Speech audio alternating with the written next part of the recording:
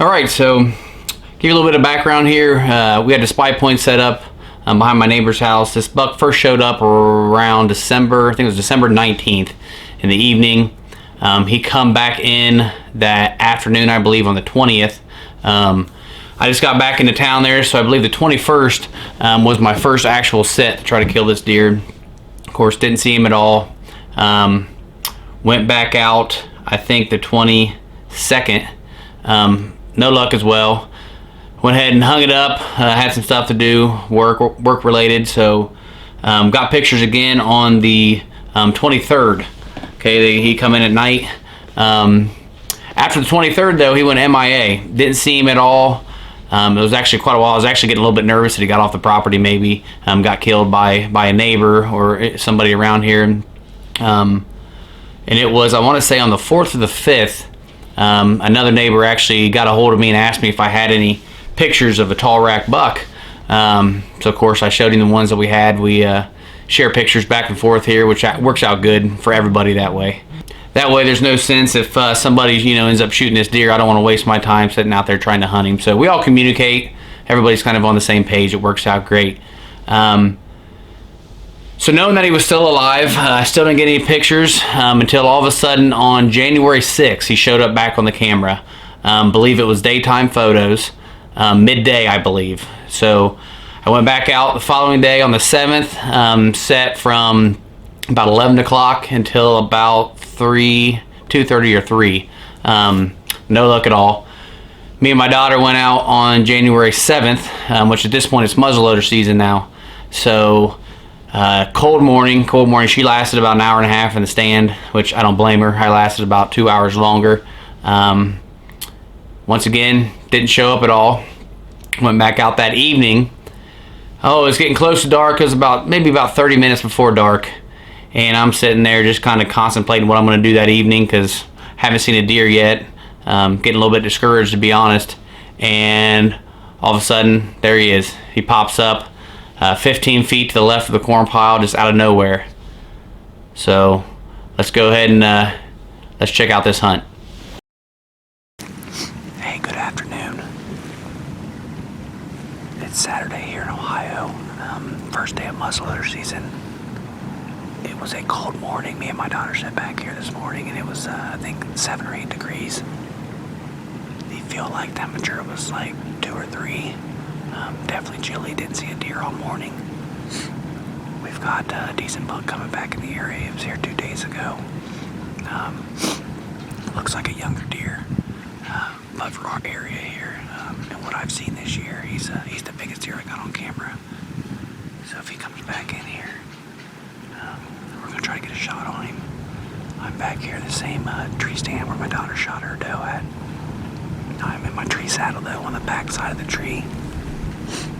There's not much cover anymore since all the leaves have fell off, so I put the tree between me and where I believe the deer is going to come to, so I'll have a little bit of something between us. That way you can't see my silhouette. So it's about 2:30, quarter till 3. I'm gonna hang here and see if any deer come in.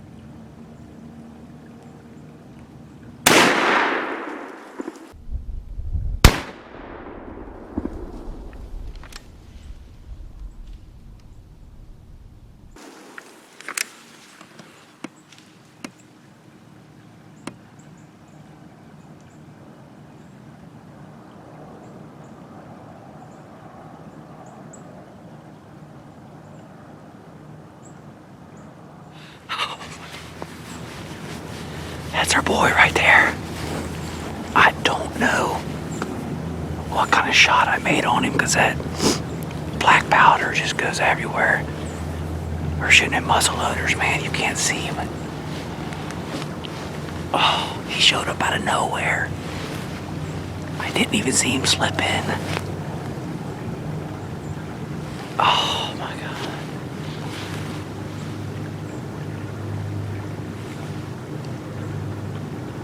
He was a little bit quartering. But I think, I had it right behind his shoulder, so.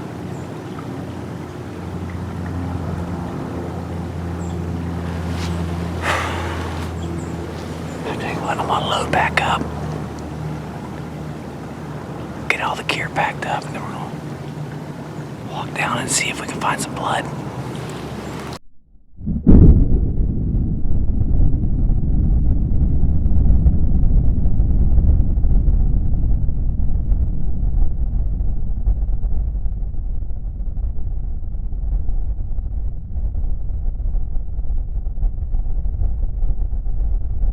Hey, good morning, guys. Well, it's the next morning. We spent about 2 hours last night. We found some blood, liver shot definitely, dark blood. Found blood where the deer stopped at. If you can see in the video, went up about, I don't know, probably 50 yards, stopped, stood there for a minute. Then after that, I lost it. Circled all around through that spot and just could not find any more blood. So we had rain coming through last night. That's what made me a little bit nervous, but I knew this deer was hitting the liver, so I didn't want to jump him. So decided to back out. Got a dog coming here this morning, supposed to be here in about an hour. So I'm crossing my fingers that we can lay hands on this buck.